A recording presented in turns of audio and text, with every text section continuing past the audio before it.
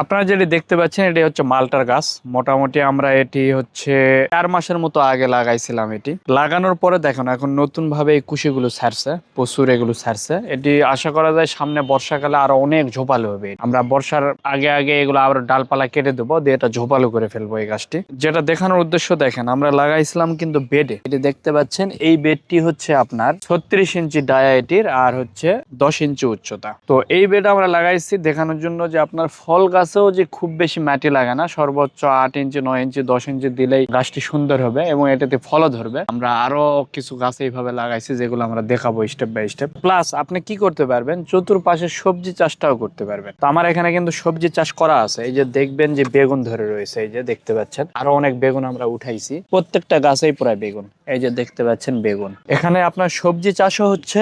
আপনার প্রয়োজনীয় ছাদ বাগানের পণ্য অর্ডার করতে আমাদের ওয়েবসাইট ভিজিট করুন।